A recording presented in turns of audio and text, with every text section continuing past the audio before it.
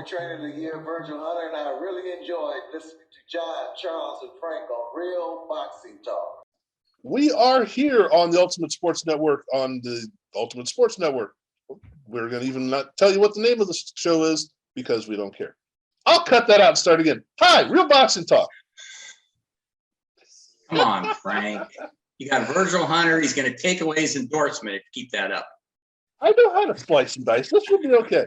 All right, we're going to start on a couple things here. This is the reason I just stammered on this, because we talked about a few things off the air. I was trying to figure out exactly how I wanted to put this in play, and I screwed it up to start with. So let's start with the first one that we really are going to look at. Triple G is back, and this is one of those fights that I don't know is the setup for the next fight, because he's looking past this fight. He's in trouble. John, what do you think of Murata? I don't think he's looking past it, because he said something very interesting when he was interviewed. He said he asked him about being, because he turned 40 a day before the fight. And he said, paraphrasing, he said something that made me think that it's on his mind that he's turning 40, that he's not sure what he's going to do at 40 years old. I mean, you can't blame him. He never was the fastest guy in the world anyway. He's lost another step. But for him, what's good is Murata is perfect, because he'll just come right at him. He won't have to chase him or anything. The key to beating Golovkin, or at least competing with him, as Canelo showed, is to back him up. And I don't think Murata, unless Golovkin wants to back up and his legs aren't good enough anymore, Golovkin should be able to take care of business. But again, every week we seem to have these little intangibles that make us look real smart or real dumb. So that's why I always try to qualify everything. I do think that Golovkin is motivated. He might not have been as motivated before. He is motivated. He wants Canelo. He wants that big money one more time, and then he rides off in the sunset, I hope.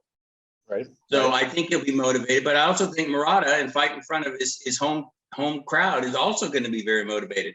So this one might turn out to be a really, really good fight, because Murata is a brawler. So Triple G boxes more because of the European influence, but he likes to brawl too. So man's never been down in his whole career. Right. 350 amateur fights and 43 pro fights. Never tasted the canvas. Will it happen this Saturday? Well, I doubt it. And Charles, again, there's something that's interesting about this. I don't know that Golovkin has a home place to fight anymore, but we're fighting in Japan for his IBF middleweight title. Make sure I have this right. And then the WBA super middleweight title, which we've already whined and cried about that, but that's Murata's belt. How does it play out that it's going to be in Japan? It's going to be for Triple G's belt, but it's in Murata's backyard. Does that have any influence on what's going to happen, you think? I don't think so, unless Triple G doesn't still have the skill set that we thought. If his skills have eroded, then I can see that. But anything can happen, as John said, on any night, unless it's a close decision. I think Murata steps up and shows us something totally different that we didn't, expect. But then again, it's going to kind of play into, maybe Triple G's time will be up before he fights Canelo, which wouldn't be a bad idea. So if he's not ready, I'd rather see him go out like this than having to come up against Canelo. Canelo just goes through him, which a lot of people think is going to happen anyway. But no, I think each fight took the fight is like it's a chance to fight in Japan, and he's going to get a lot of coverage and a lot of play for people in Japan and other people around the world, because they like the factor that it is there. And then America will do what they do, whatever one of the other networks do it. So I think he's comfortable with it, and I bet you there must have been some incentive for Triple G to do that. There had to be some incentive for him to go, you know what? Okay, money's right. I feel pretty good. I'm gonna go ahead and beat this guy. And he's also, when you look at it, some people may not think about it this way, he's expanding his brand.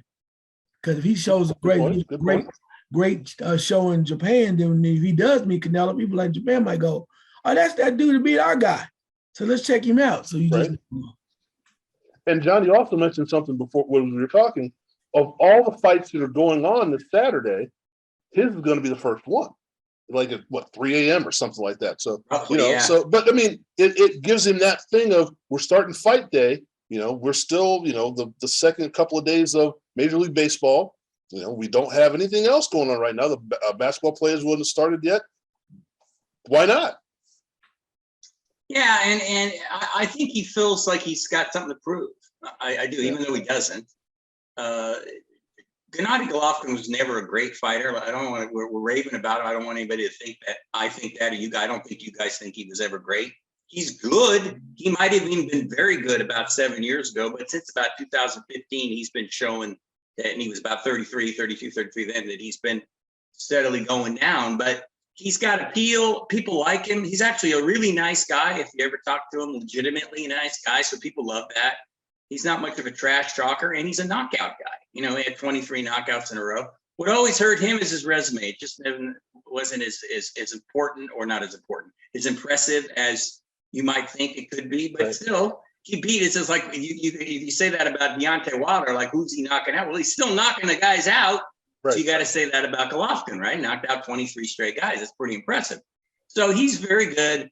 And I really think that he's going to be fine, because he knows that what the prize is. And you're talking about what he signed up for. He probably knew that. They probably mentioned, look, you beat this guy, we're going to get you Canelo. Canelo will probably agree to a third fight. And they probably told him he's not going to be probably, he will agree.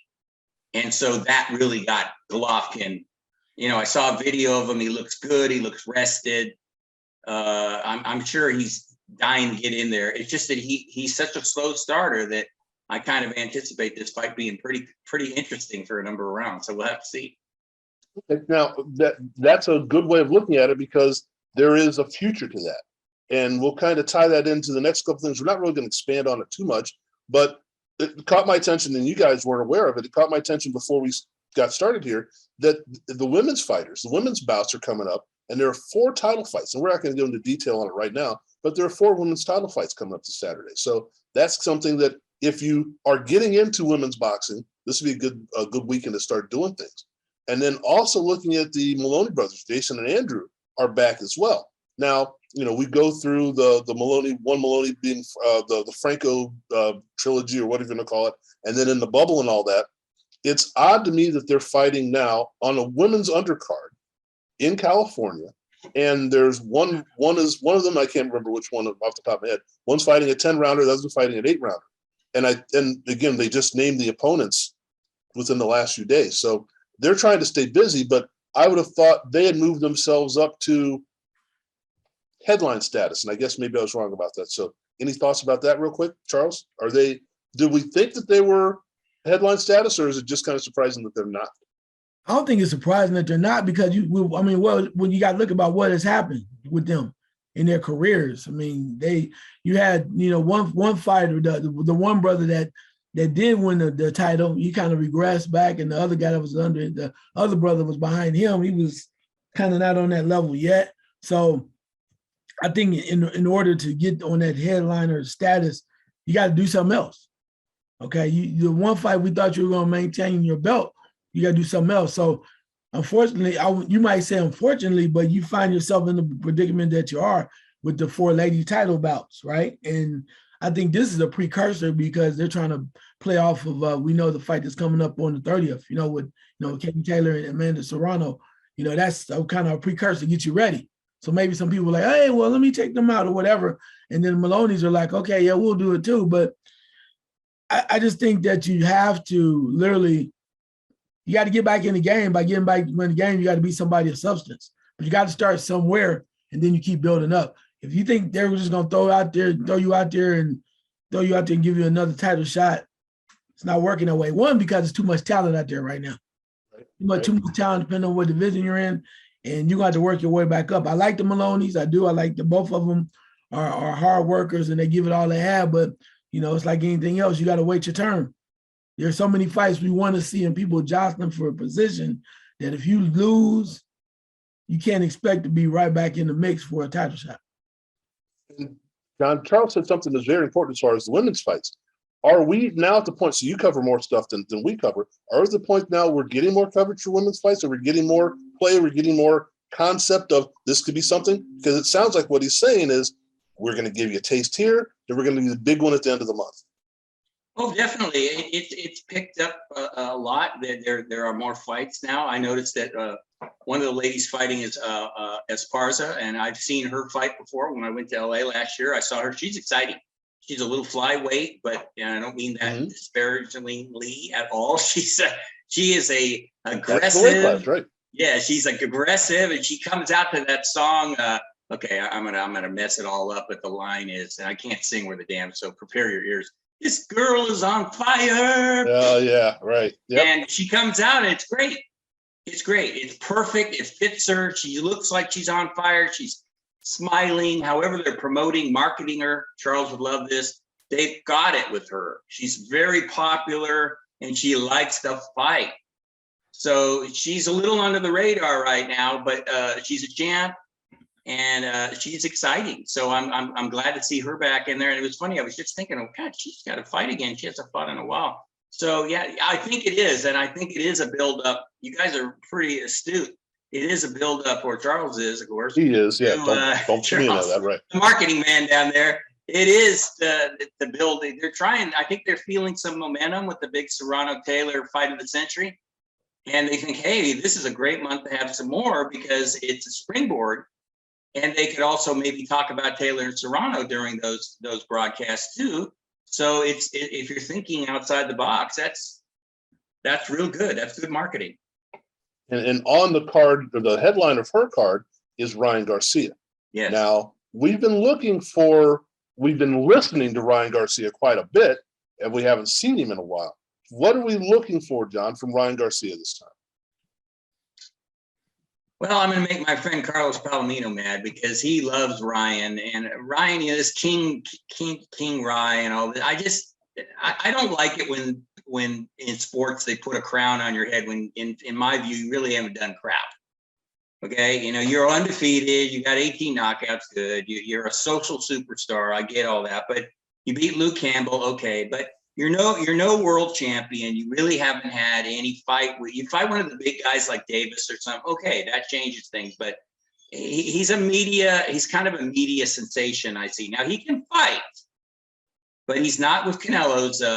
He's not with Reynoso anymore, right, which is interesting. And that really went bad, according to the quotes from Canelo, who said he wasn't serious, and then Garcia saying that. He didn't have enough time for me, and Canelo pretty much implying that he's a diva, which he probably is.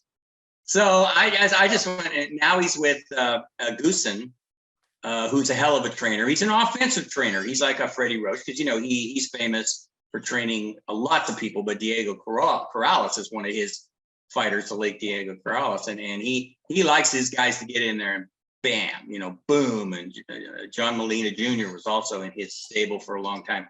Good trainer. So we'll see how it works. But I don't really know about Ryan. To me, he's still a mystery until he fights. He got knocked down against Luke Campbell. Don't forget that. And he got up and he won. So that was impressive. So I still don't know. Oscar keeps talking about how he's just like him. No, Oscar De La Hoya, 130 to 135 could have beat the living what out of Ryan Garcia, in my view. If anything, Oscar De La Hoya, I'm almost done here. Oscar De La Hoya has ruined people don't remember how good he was at one point because of all the scandals and the fishnets and the drinking and the drugs and all that. When he was 130, 135, 140, and he was younger and he wasn't messing around with the drugs and all the women and all that, that guy was really good. And it took me a while to get around to thinking that way because I thought he was an overrated sensation too for the longest time. But you watch him fight now, and he was really, really a good fighter. Ryan is not even close to him. Well, and Charles, that was the point I was going to ask you, is like in that weight class, the lightweights, does he fit in with those guys, or is he on the outside hoping he can muscle his way in? I think he's on the outside looking in because, as John mentioned, we're still looking for a marquee matchup that he can, hang his hat on. And he mentioned about Luke Campbell, and you get knocked down by Luke Campbell, and then it's like, well, you're running your mouth. You saying how good you are. You say you want to be with the best. Now it's like, okay, put up or shut up. So that's where people are right now. There's no reason to say you can't find anybody to fight. I mean, between all of the drama and your anxieties and whatever the hell you're going through, and having issues with proper diet or whatever it is, whatever, which Canelo at some point is probably calling immature, whatever issues you're having becoming like self-inflicted, then people are like, okay, now what? I mean, you're still getting the love because of the fact of reach your potential. And you have still nobody's really kind of put you down. But you got to start fighting somebody. You got to start fighting some marquee name or getting closer to it. And you got to start doing it, and you got to start performing in great fashion if you're fighting somebody that's subpar on your level. So, yeah, I mean, I think that's part of it too. And he's saying all of the right things that you want to hear. And he said he wants to do this, and he wants to be the guy. He wants to be a champion and blah, blah, blah. But you're talking, as James Brown said, talking loud and saying nothing. We need to see some action, brother. I'm thinking what the next reference is going to be to which musician, but yeah. Well, at least he didn't try and sing it though. Anyway, all right. So I'm sure it would have been better than me. So no problem. All right. So now this is interesting because we don't really have this happen too often. We've touched on a fight that's going to be in Costa Mesa, California. We've touched on the fights are going to be in Japan. This Garcia fight is going to be in San Antonio. Let's move to LA, Charles. Let's go. This one's going to be on Showtime. And this is a guy that we've talked about, you especially liked, and we've got 2 fights on the card that should be very interesting. But let's go with the first in the junior middleweight, or it might be the last one on the card, actually. Erickson, Lubin, and Sebastian Fondor. What can Lubin show us, or what has he shown us already that's going to get him to the next spot? Well, he's showing that he's able to come back and, for redemption, right? He's done well. Just from that standpoint, he wasn't afraid to take a shot. He was a little gunshot early on, but he came back strong. And he's looked pretty good. I mean, that's one thing I wanted to know. I'm like, is he so gunshot that he won't go out and be the real Lubin we're looking for? I think he's more calculated. And what I mean by that, watching him, at one point he was just kind of going, wow, just out there being real fast and kind of letting his guard down. But I think after that first round knockout, but Mr. Charlo, he kind of, his trainers were like, hey, you need to take a step back and be a little bit more protective. And we're gonna get it in time. And he's done that. He's, had some impressive wins. And this guy's real tall. He's a gamer. So as long as he stays in pocket, boxes him, more than likely he should come on the other side. So what Lubin has to do is you just gotta keep winning, man. You gotta keep winning. I mean, you say you want Charlo again. I'm feeling like, you know what? I mean, I like your heart. I like all that. Don't fall down if you don't have to. It's the same way I'm looking at Donaire and the Monster. It's like, you know what, man? I know you're not scared. You're a grown man because you're a man. But a man sometimes has to use his head and go, oh, maybe this ain't for me. And I think Lubin believes now that he still can get Charlo. But I think that would be a total mind game. I really believe Charlo could play with his mind. And if he gets rocked again, it's like, what do you do then? What is your answer? The guy just has your number or what? I mean, so there's a lot there. But I think overall, to answer your question, Lubin has to just win. He has to win, but he has to win impressively and keep moving up the ladder. Hey, John, is Fundora a figment of our imagination? Is this a real, actual thing that we're looking at here? I don't know. The towering Fundora, right? I call him. He's so damn tall. I mean, at welterweight at 6'6". And we were wowed by Tommy Hearns when he was a welterweight. He was 6'1", I think, 6'2" at the most, 147. And here's a junior middleweight, 6'6". So what Lubin has to be careful about is the reach. And he's got to make sure he's not on the end of those punches, because that's going to be a problem. He's got to have to get under him and stay under him and come up, and that's tricky. And the guy throws good uppercuts. So yeah, Lubin might get chin checked, and then we find out if his chin is as good as it needs to be, because this guy can crack, and that's a scary thing. And I like what Charles said, that he's more calculated. I think I said something similar a few weeks ago, that he probably thinks probably a little more careful at first, figures the guy out, and then starts whooping on him. So it's just that he's got to be careful. He's got the skills to beat this guy, no doubt. I have no doubt. That doesn't mean he's going to win, though. Right. You know, how many times have we seen in our lifetime guys playing basketball, and you know one guy's better than the other, but the other guy wins because he doesn't play. The guy who's supposed to win doesn't play his game. He plays the other guy's game. Yeah. So that's what could happen here, is that Lubin could get pulled into a brawl in the beginning, and he might be a little cold and get caught. So he's got to stay cool, box, but just be careful with the reach and everything. You know, don't be on the end of the punches. Stay aware, and this guy's got those long, spindly arms, but they got power. So it's going to be, if you're a Lubin fan, you're going to be biting your fingernails for a while, because that's the dangerous part. But I think he should be able to figure him out as the fight goes.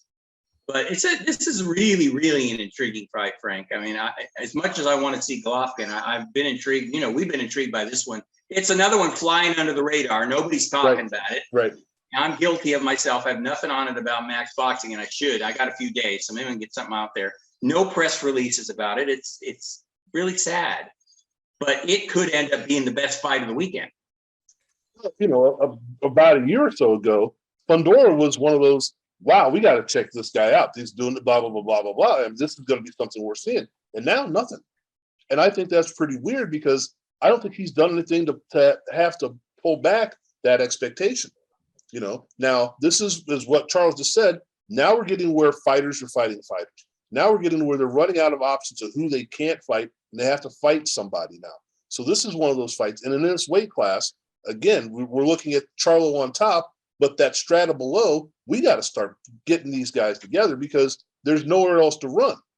Or I don't want to call it run, but there's nowhere else to go, because if you want to get to the top dog, you got to get through these guys. Lubin's got to fight somebody to get back there. But Fondor wants to prove that he is that guy.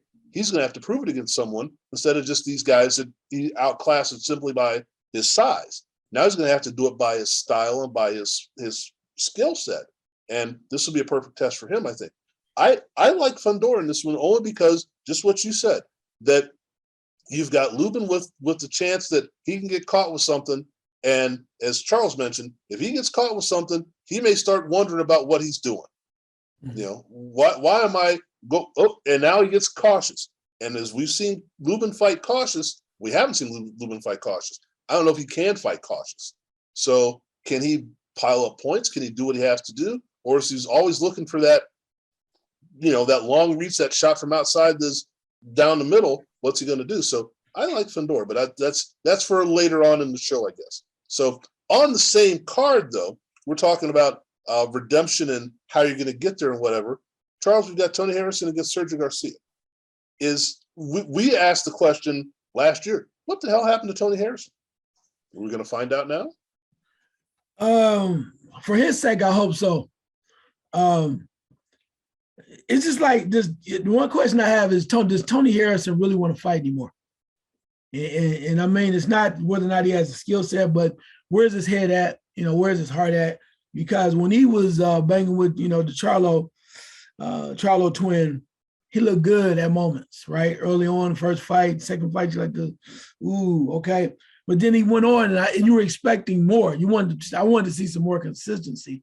And this all kind of like he fell off. And I'm like, I don't really think that it was the factor that the guys he were fighting were overmatched. He was overmatched by them or by talent-wise. But I think it had a lot to do with where he is. And that's what I want to find out. You know, you talk about AB all the time, talk about Adrian Broner.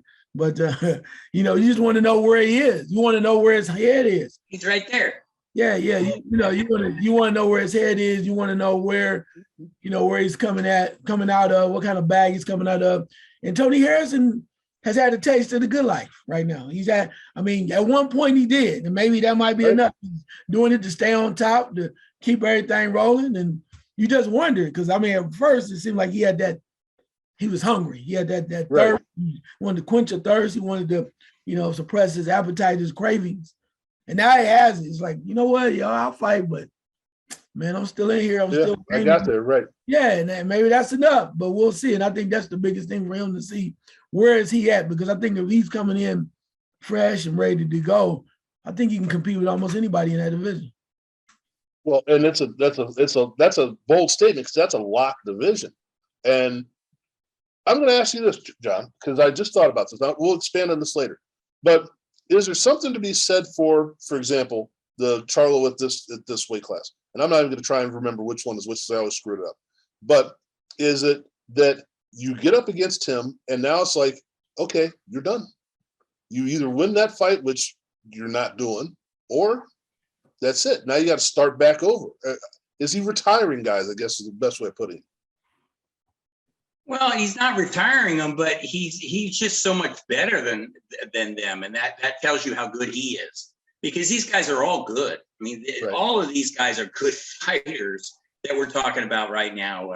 Harrison, of course, actually won, and then lost in a rematch, as we know, and he's 32 years old. So you wonder, like Charles said, what is he? Does he still have the eye of the tiger, as we know, and what reference that is? And you wonder about that because it's so hard to get to the top, and then it's even harder to stay there. Frank already knows because he's been on top for years. He doesn't even worry about it, so, right? I mean, look at him living in the top of a hotel in Las Vegas. I mean, he's living the vida loca. That's right, Mr. Vegas over there. So it's can you stay there and can you still compete, and do you want to? And then I think it comes down to two fighters. If you ever talk to them, basically this is all they know. A lot of them, they don't want to do anything else except box. And you're 32. You're not old, really, not in the real world. But in boxing, you can be, especially if your mind isn't quite get there. And expounding a little on Sergio Garcia, I did want to mention that he lost to Fondora when they fought, Right. and he actually only lost by a couple of points to Fondor on one judge's scorecard. He hit him with a lot of right hands. Southpaw's kryptonite. So you know that Lubin saw that. And Garcia, if he could punch, he's only got like 14 knockouts. He probably would have won, but he's not a hard puncher. But no, I don't think, back to your question, Frank, I don't think they retire, but I think it's disappointing because he's the best guy. Then you got to work your way up. And that really tells you back up. That tells you where a guy is. And from what I've seen with all these guys in the junior middleweights, Jared Hurd and Harrison and Rosario and Lubin, that's why we like Lubin. He seems to be the freshest, and his arrow keeps going up. Even with the loss to Charlo, that was 5 years ago. Right. He should be fine now. Well, we'll see on Saturday. If he, like you said, he gets hit and suddenly his mind goes, whoa, not this again. What am I doing? Right. Yikesy, that could be bad. I doubt it though. Well, it's an interesting weekend because each little venue has something that we should be looking for. Again, we've got 4 women's titles fights. I'm going to mess that up the entire day. You've got Ryan Garcia. We're going to see if Ryan Garcia's really got the goods or not. If he's just a mouth or what's going on. You've got Triple G, which we've been trying to figure out what's going on with Triple G for a while. We've got Lubin. We've got a bunch of stuff that's going to get us going. Charles, what's the best fight of the weekend, do you think? Oh, best fight of the weekend. And you can define what best means. Is it the most competitive? Is it the best showcase of somebody? What do you think is the best fight of the weekend? Damn. I probably would go with probably the Lubin fight. And the only reason why I'm saying that is because I want to see where he's at.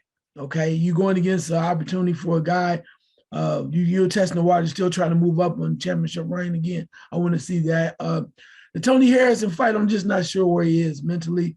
You can point to Triple G, but I'm like, I just don't.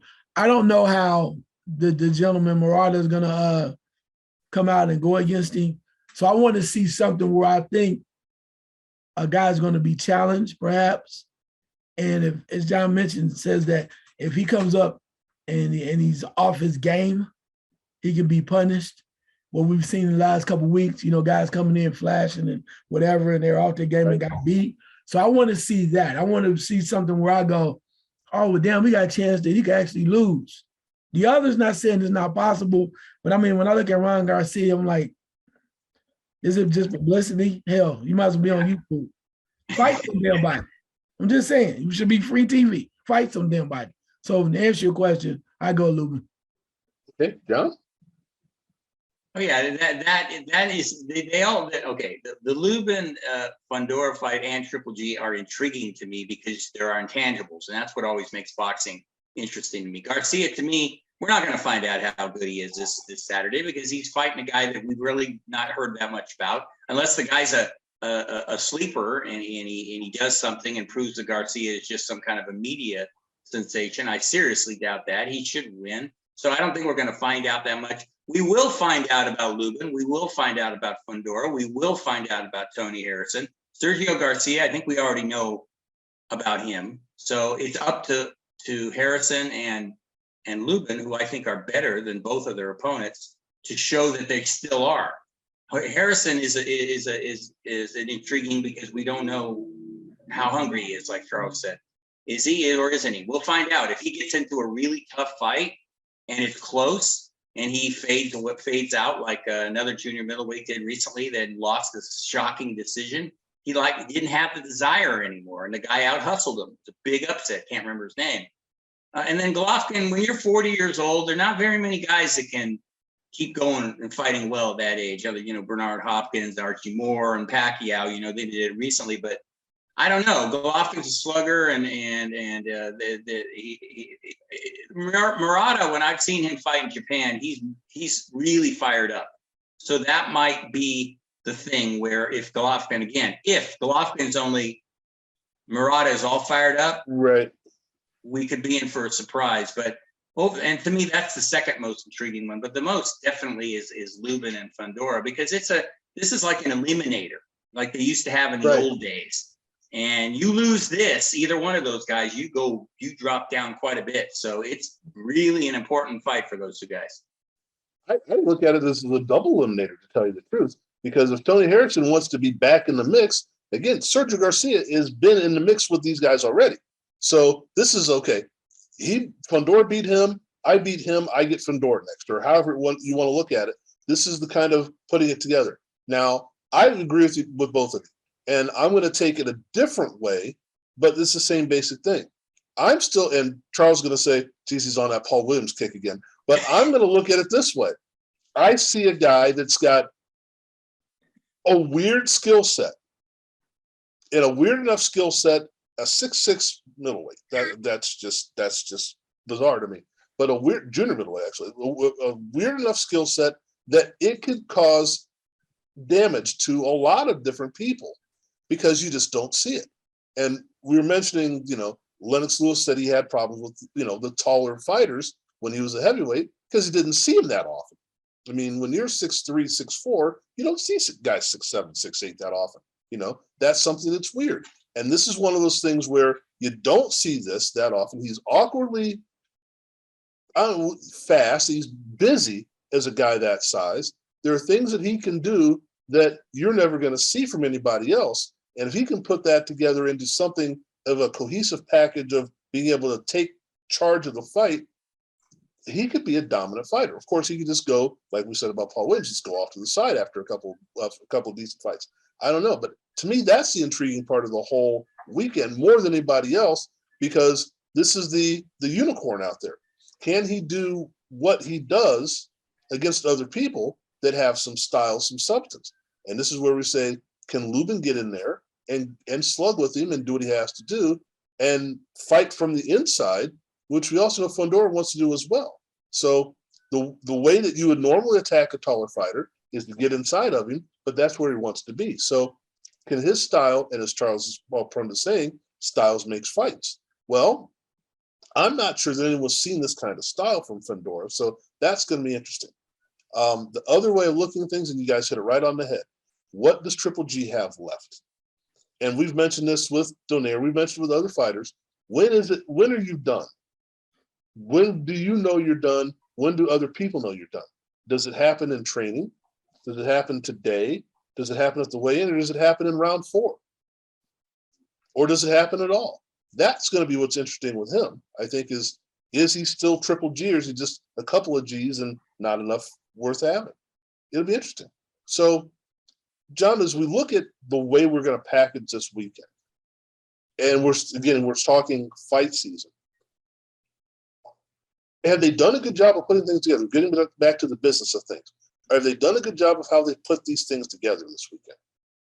Well, yeah, if you're into boxing, yes, they have a mixture. Like we said, the ladies are fighting. They have some intriguing card. The Maloneys are back. We're following them closely. They both lost. It's interesting. They both have the same identical records. Identical twins with identical records. 22-2. And then you've got the tall praying mantis and Fundora against the talented Lubin. And Fundora, you know, the key might be for him, guys, is jab. I mean, he might keep Lubin off balance with that long stick, and that'd be a problem when some guy who's 6'6" is throwing this thing at you and you're trying to move and then fire back. You know, I mean, that's intriguing. For regular people, the fact that Triple G is back, I don't know. I don't think he's as popular as he was when he was on HBO, because HBO tried to turn him into a god. But right. He's popular enough.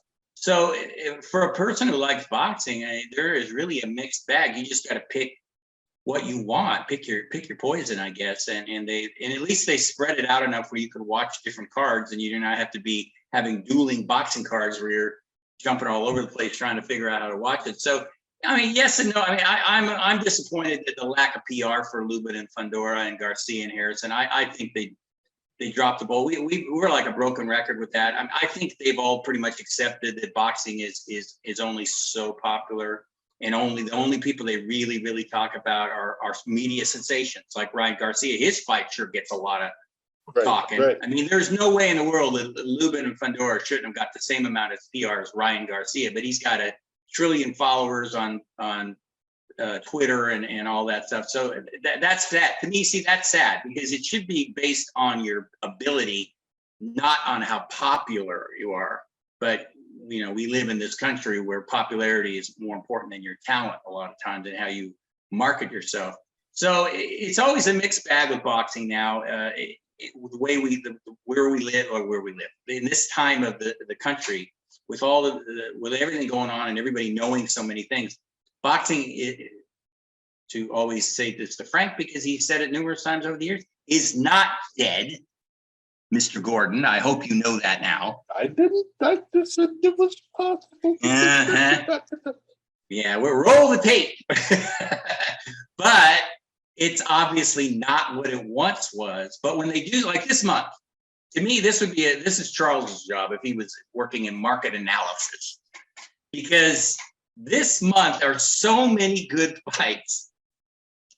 If boxing can't pick up a few more fans, I mean, for example, real fast, you take, this is in England though, Tyson Fury and Dillian Whyte, right? 94,000 people sold out. They expanded it from 88 to 94,000 because they sold the first 88,000 in 10 minutes. They sold the next 6 in like 2. 94. I mean, I'll tell you, I wish I was going. That would be crazy. That's like the old days with Jack Dempsey and Jack Johnson and those guys where they had, you know, Boyle Heights, New Jersey, Dempsey, George's Carpenter, 106,000 people. I mean, that is it. That would be like, whoa. And there weren't that many people in the country then. Yeah, well, if I disappear on the 23rd, you'll know where I went. But yeah, so this is a big month for boxing as far as I'm concerned, as far as the popularity. And then, of course, to end the month, we've got Serrano and Taylor and Valdez and Stevenson. Valdez and Stevenson is another one that's really not getting a lot of notice. And Spence and Ugas, I just started watching the first episode, and it's a great story. But again, it's just flying under the radar. I don't know, it's weird. It's just the way it is now with boxing. He brought an interesting point. This month is, I think, where we're going. We talk about what's going to be the best for this week. What's going to be the best for this month, do you think? Oh, my God. We'll put you on the spot a little bit. On the spot again. Yeah. I'm going to go this. I want to go the other way. I know it's my favorite, of course, because I wanted to just see Errol Spence again. I would say that's easy. But I'm going to go with Shakur Stevenson because, you know, he's one of our favorites. He's a fan favorite. And he's really on a mission to show you what level he's on. He's been calling for the ideas fight for a long time. And finally he's getting what he wants. And the question is he going to come to deliver? And is he going to continue to shine and show what he's capable of? And if he does that, it gets you more excited. Not saying he can't be upset. I mean, you watch Sugar Ray Leonard, came right off the Olympics, and he was masterful till he ran to a man by the name of Duran. But still, he had a hell of a career. But just watching Stevenson, the way he's been doing it, and you can just see him. You can see him coming up the ranks, and you see him making adjustments, which speaks to his training, but also speaks to his natural ability. You know, Right. and you can just see how he's making the movements and just getting better, and that's something that's very exciting. You know, I think that's why a lot of people like him, because they can see him maturing right before your eyes, and then it's like, okay, now, and then he's saying all the right stuff too. Yeah, when in a couple of years, I want to fight Tank Davis. You're like, oh, really? So, unlike others, no disrespect to, and I'm not gonna say no disrespect, but it is what it is. But looking at a guy like Derek Haney, okay, Haney's coming up the ranks, getting a hell of a shot, but it's always as if, well, when the time is right, I just want a shot. Stevenson is calling people out directly. Right. I want Valdez. I can see myself fighting Lomachenko. And when you say I want to fight Tank Davis, it's like that's putting it on the line. That's telling you not if somebody happens to call me, like I think Haney's doing, like it's a hell of an opportunity for him, but it's kind of like, well, I go everywhere you want to. If that means I can get a little something, it's like you have any real focus. It could have been somebody else who had the belt. He jumped at it because he wants to be. They want that lust. They want that luster of fame and whatnot. But when you have Stevenson is directly like, everybody say Valdez can go. I want him, and then I'm gonna take my next step. So I like that, and that's why I think it's more intriguing for me, because if he keeps going up for all of the welterweights and all the middleweights and all this and that, I think he's gonna be the guy. He's gonna be the guy. He's gonna be must see, like another dude I knew years ago, not too many years ago, but he was must see. You either loved him or hate him. And I think that's going to be Shakur Stevenson, because that's how he shines that way, and he exhibits that type of talent where he makes you want to see him. Where he goes, when he does that, and you go, can I just watch him all day? Now, what's the thing that you say? Okay, this card is an old school card. It's going to be, we've got the championship fight, we've got the eliminator below it. Do we get that anymore? Or is it just kind of, okay, let's put out there what we've got out there? Sometimes I can't name names, but I know that Ugas and Spence's card is pretty impressive. White and Fury. England is notorious for putting guys who are 19-0 against guys who are 1-82. Right, and that just drives me insane when they do that, because I don't know how the commission okays it. It's hard to find, because Bob Arum used to say nobody gives a flying you know what about the undercard. All everybody cares about is the main fight. I hated that when he said that, because I didn't think that was true. I thought that you're shooting yourself in the foot when you say that, because you want to you want people to buy a card not just based on the main fight, but based on the entire card. Sure, it's the main fight they want to see, but you impress them with the card and go, oh, man, those other fights were good. You know, so that's another thing that's not as strong as it was. I know I always sound like the grouchy old man comparing, but I can't help it, because it's, I'm pulling my teeth out here in a second. It is what it is. I mean, we're real boxing talk. We talk about what it is, and that's what it is. They're more concerned about, I don't know what they're concerned about, actually. Sometimes I don't even get it. But there are a number of fights, looking at the cards here, that 2 or 3 or 4 fights that are interesting on most of the cards, I noticed. You know, like you throw the Maloneys in there probably to pad it up, because they're known.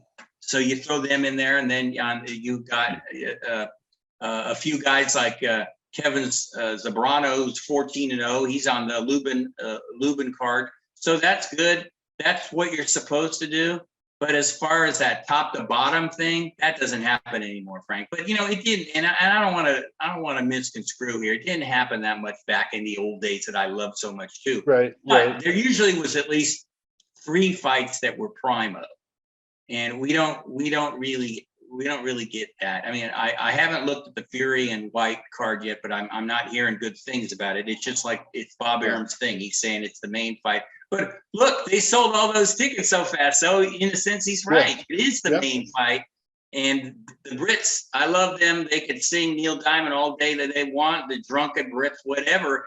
They love boxing much more than Americans, no doubt about it. So it's not what it was, Frank, as far as the cards go, but this month there's a little bit of everything. You know, we got some great matchups, we got some great women fights, we got the fight of the century between the women. We got Michaela Meyer. We didn't even mention her. She's undefeated. She might be fighting Katie Taylor or Amanda Serrano soon. She's really good. So there's a little bit, and again, back to the marketing thing, I do think it's calculated. I think they're trying to widen the fan base a little bit, and hopefully it works. Well, Charles, and as we're doing that, I thought of something the other day. Now, we mentioned this last year about the Paul brothers and all what they were doing and how that doesn't really matter, make a hill of beans, whatever. But has that helped bring people to the table, or are we still trying to figure that out? I don't know. No, I think that's a totally different animal. I do. I mean, and what I mean by that is the Paul brothers they bring something different. It's different type of entertainment. I keep saying I would say that till I pass out. People like them because of what they think they represent, as far as the true boxing skills, and it's entertainment. It's not boxing to me. But the one thing I will say that they have brought to the table is they have done a great justice to Amanda Serrano. They have done that. And for people who were waiting on them for the longest time, they kept promoting her, and you really got a chance to see her really work. I watched her because I was like, man, I'm not watching this stuff. I'm not watching it. But then I was like, oh, who the hell is that? And I'm watching her. I've seen her like 3 times now. I'm like, she can fight. So if anybody they've done justice, they have really accelerated her. I mean, she's waiting a long time. She's been in the game a long time, been a champion for a long time, but never got to love or never got a chance to really fight a person of true significance, I think, right now. I think that's why the people call for it, because knowing what Katie Taylor represents and what now Serrano has proven that she's that daggone good and she's worthy of a shot. So the Paul brothers, if nothing else, they've done her a good service. I understand they do some other things where they help other people. So I'll say that. But as far as them bringing what they do to the boxing ring and bringing up boxing, hell no, and I'm not mad at them, because a gimmick in the game is the game. If you can get 1 million people plus to buy your stuff and sell merchandise and T-shirts, and they love you and you're not doing the damn thing, who can be mad at that? You got to acknowledge the man's hustle. You got to give him credit for the hustle, because you moving people. And at the end of the day, moving people means moving dollars. So I give you that. But as far as what they're doing for the sport, they helping the sport by bringing Amanda Serrano on. But see, that was kind of the point I was trying to make, is that have they done anything positive by bringing more eyes to the table? And we mentioned Amanda Serrano. So that's a start. Now we're looking at this card for this weekend, where we've got 4 women's title fights that are actually being televised, where we don't normally get them televised. They don't even get mentioned. It's like, oh, that was the undercard and that happened off air. They're actually going to be on the air. So is there something positive from that, John, do you think? From the Pauls? Or from just that exposure? Yeah, I think so. Women's boxing is very controversial to a lot of guys. I mean, I know a lot of guys that refuse to watch it. They will not watch 2 women punch each other. Mm-hmm. And then the weight divisions are very limited. They don't have a lot of fighters in each division. So you only have like what's going on right now between Clarissa Shields and Savannah Marshall is very interesting, because they met in the amateurs. Marshall managed to beat her, which is amazing. And now they're going to have a big grudge match. And that one is like Taylor and Serrano, in the sense that it's a bigger, because Serrano and Taylor are way too classy. They don't get into the grudge thing. Marshall and Shields are getting into the massive grudge thing. And last weekend, Marshall, damn, I mean, that lady can punch. She knocked out an opponent with 1 punch. You don't see that in women's boxing. A left hook, it was perfect. And Clarissa Shields like, yeah, I'm not impressed. And she's a lot faster and a much better athlete, but this is an intriguing fight. So this year is real big for women's boxing. Yeah, and that probably is what they're thinking too, because that fight with Savannah Marshall is probably going to be in England. And so that guarantees there's going to be a lot of people there and a lot of press.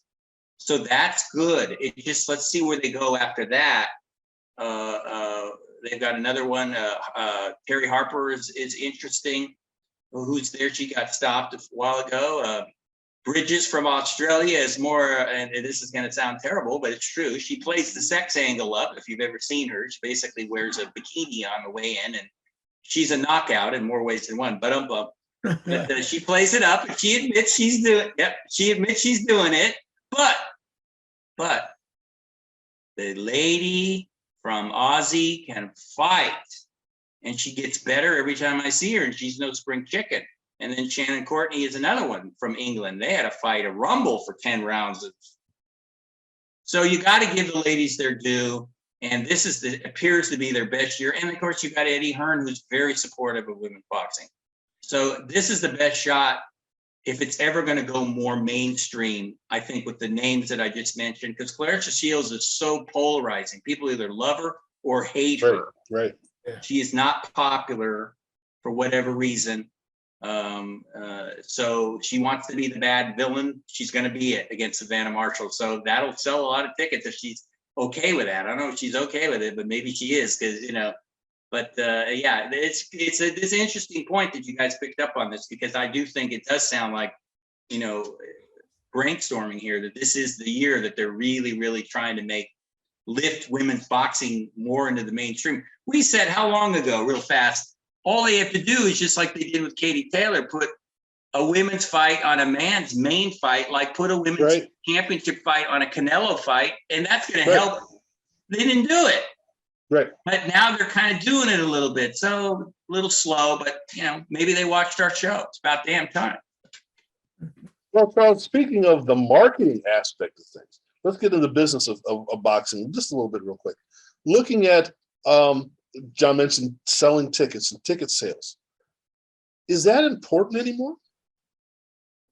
And we mentioned that we've got the fight, the White Fury fight in England, where they sold out, all the Wembley, or was it Wembley or O2, or I forgot where they're at, but they sold it out like boom, like that.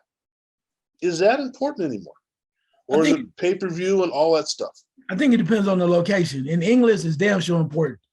94,000 people, yeah, that's what they do. They go crazy. You get all that. But in America, I don't think it's so much important, because of the fact that unless you're Jerry Jones, people end up going to arenas like Floyd used to do. He didn't want a lot of people at the fight. He wanted an arena with 17,000 people, maybe 19 max, because he wanted you to spend that money for pay-per-view, so you can't get in. He wanted it to be a spectacle. He knew what he was doing. So but then we have Errol Spence going down to Dallas, going to the Arlington and fighting. But I think it's because he's coming back from the standpoint of trying to get more exposure, because he's been away for a while. So you want more people to come to the fight. You do want the pay-per-view, so it's calculated.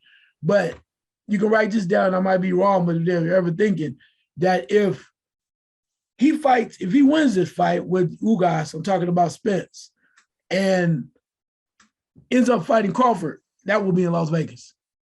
Because as much as they love Jerry Jones, it's about the cash. And the way you make more money is you limit the availability of tickets, which Floyd used to do so well, and you make people hungry for it. You make it a spectacle. You talk about all the stuff. This is the fight you don't want to miss. We've been waiting on it. They finally gonna fight. So therefore, as a marketer or / promoter, I'm going to limit the amount of tickets available, so only the people with the real big big money can come to the fight. And then I'm gonna have everybody else pissed off at me, and I'm gonna make you buy a pay-per-view. I'm gonna make you come to Vegas and hang out in the lobbies and spend $100, $200 to watch it in a room with people that you have nobody, you don't know who the hell it is, when you could have stayed at home, but you want to be in the atmosphere of Vegas. I'm going to do that. And then those that don't do that, I'm going to make you crank up pay-per-view. We're going to lose some people, because people are going to be using fire sticks and freeze strings and all that shit. But overall, I'm going to get my money, because we know how this works. And that's how you do it. You limit the tickets, because my last point on this is, for as much as they want to say, oh, we want to set up, we want 72,000 people down to Jerry's World. No, the hell they don't. Because I'm going to just say this. In England, you can fly with that because but John said they are boxing nuts. They love boxing. They'll pay that money and they drink and they make the sing Neil Diamond all night. Okay. They'll Crazy. Right. But in America, after let's say you opened up we have this Spence fight. Let's say Spence Crawford was going to happen in Texas Stadium, whatever. After the first 40,000 tickets sell, then, or 50, let's say you open it up to 72, you get to about 55, 60, going even back to the last tickets, you got to start selling $20 tickets. I'm trying to tell you that 100. People are not going to start, people that can get in are not going to pay that even $100. Because now it's like I'm up in the nosebleeds, 72,000 people. Right. I'm not paying that. I give you $20 and stand in the corner. And then the question is it worth it? This is Jerry Jones. This is a palace. This is an immaculate place where he's put a lot of money into. Do I want to sell $20 tickets? Or I do want to just rope it off where I limit it to a certain amount of people that are going to spend some money. And then the rest of y'all, you got to get in where you fit in. If it's about the cash and the coin, why am I selling $20 tickets just to say 72,000 people was in my stadium? This ain't the damn Super Bowl. Well, let's look at it this way. And I'm walking through this as you're talking, so I'm trying to see if this makes sense. Let's go with you mentioned the Brits to come. Let's go with the Ricky Hatton fight. Ricky Hatton against Floyd Mayweather. All right. And we know there are at least 4,000 million Brits that came over for this fight. Yeah. But only so many, only one Ricky Hatton, but only so many can fit in the venue. Right. So, and I could be wrong about this, but here's what I believe happened. And you mentioned it perfectly. There's the party room over here. There's the thing over here. There's a bus tour over here. There's this. All these things are taking place. I've run across a lot of them myself while I'm here. Who's putting those on? Is it the hotel? Is it some shrewd businessman? Is it the fighter himself? We're looking at the man behind you. You mean to tell me that he didn't have a piece in the rooms where you could go pay another $85, $150, $300 to see that?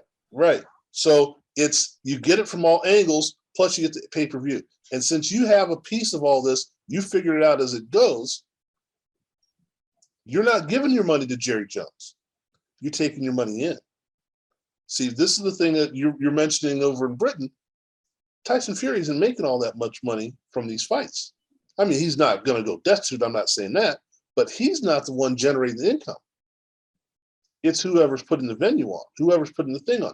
94,000 people, whatever, that's great.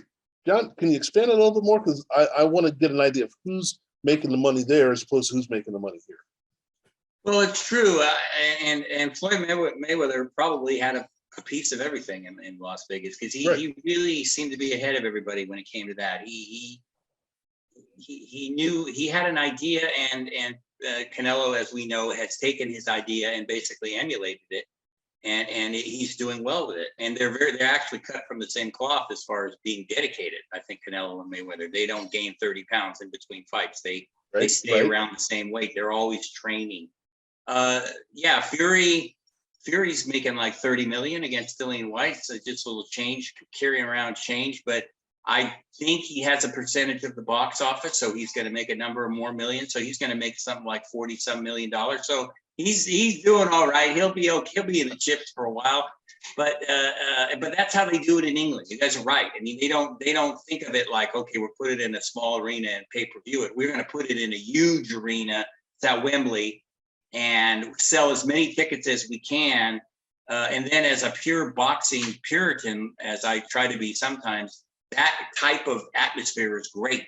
I've been in the smaller arena when Floyd Mayweather fought, another spot where it's 17,000 and it's full. That's pretty cool too, because it's very intimate and people are very excited. Everybody, the suspense is building as you're getting to the main event. You're in this wide open arena with all these crazy drinking Brits, but it's still extremely exciting. So it's a different mindset.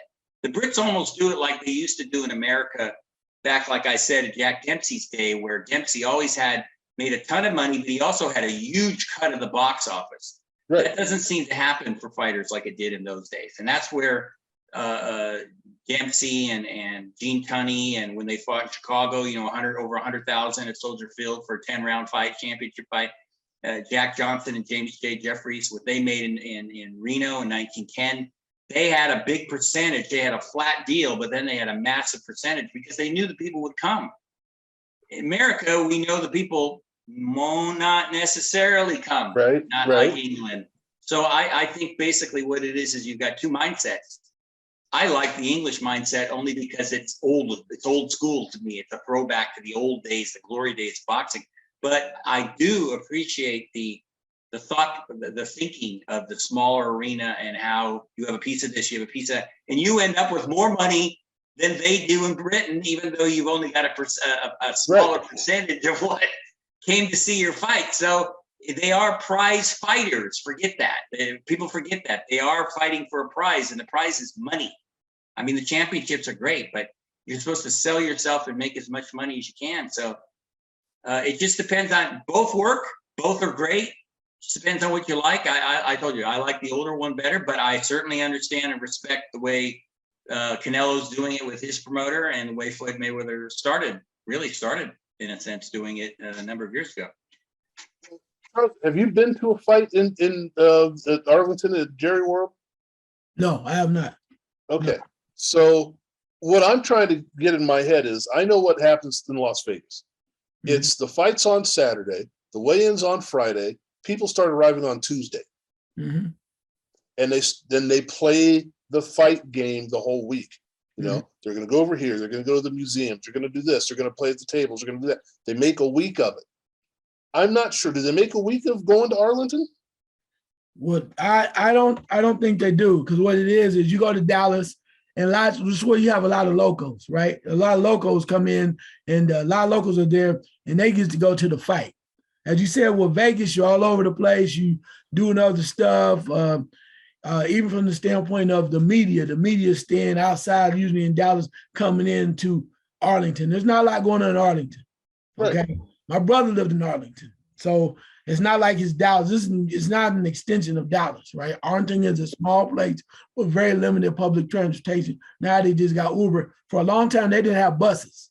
Right. They had Right. a certain clientele they wanted in there. So imagine a boxing or a mat fighting group, if they have any entertainment, it's probably going to be in Dallas. But that Dallas ride from the ride to Dallas from Arlington can be 35, 45 minutes with traffic. So Las Vegas, you stay in the hotel room, you come out the room, jump into it. It's just not the same. People come, I think more local people attend it when it's in Dallas than it is Vegas, though, it's Vegas. Because people drive from California just to be in the mix. I don't see people run from Ohio, like I went to Vegas, even if I can go to the fight just to be there. I don't see me Just driving to to be Dallas, there. Right. flying to Dallas going, ooh, I just got to be here at this fight, because oftentimes the city sells itself. I'm talking Las Vegas. Well, Yeah. this isn't a commercial for the Las Vegas Chamber of Commerce, but this is kind of where we're headed. This is my idea, because I'm thinking, okay, I've never been to London. I know there's a lot to do in London, but is Wembley like Wrigleyville, or is it you go to London, you stay over here, then you go over to Wembley? I mean, I don't know what they're doing with 100 and some thousand people before and after the fight. Are they just coming in for the fight and they leave? Drinking. It is, yeah. Well, but like Charles said, the whole week. it's yeah. Well, but it's like Charles said. Is it just the locals? Or are they bringing people from around the world? See, John, I'm asking. Oh, is that for me? Yeah. Not from what I've heard. It's all the locals. I mean, they're local yokos. I mean, they just Right. love boxing, and they're friends with. It would be like us going times about 30 other guys. I mean, they all just go. A lot of them just go together. If you ever see, they show the crowd. They all look like they're friends, and they've been up for 48 hours drinking. So they're all going, just blah, you know, and it's like that. There's a boatload of them that all know each other. So I take that to mean that they're all regulars that go to all the fights. So you already have a base of people that you know is going to sell, and it's probably 70,000. Right. And then you add another 14 initially, and then you added another 10 just in the last. And he could probably keep adding it up until the 23rd and easily make 100,000, and they're stopping at 94. So again, they're just different in Britain. It's just it's a different thought process in here. Well, I'm trying to think, and I used to know this off the top of my head, But let's see. The population in London is, let's see how close I was, 9 million. Yeah, 9.5 million. I thought it was something around 9 million. So you're drawing from a larger pool of people. So you're not trying to expand your audience. The thing about being here or there or wherever, Terrence Crawford was fighting in Omaha. You only have, however many people in Omaha, 30,000, 50,000, 120,000 people, whatever, to draw from. So you have to get people to come from outside, and you also have to get it on pay-per-view. I think if you're fighting in London, like you said, we just open up the gates, people will show up. You have to do it a different way.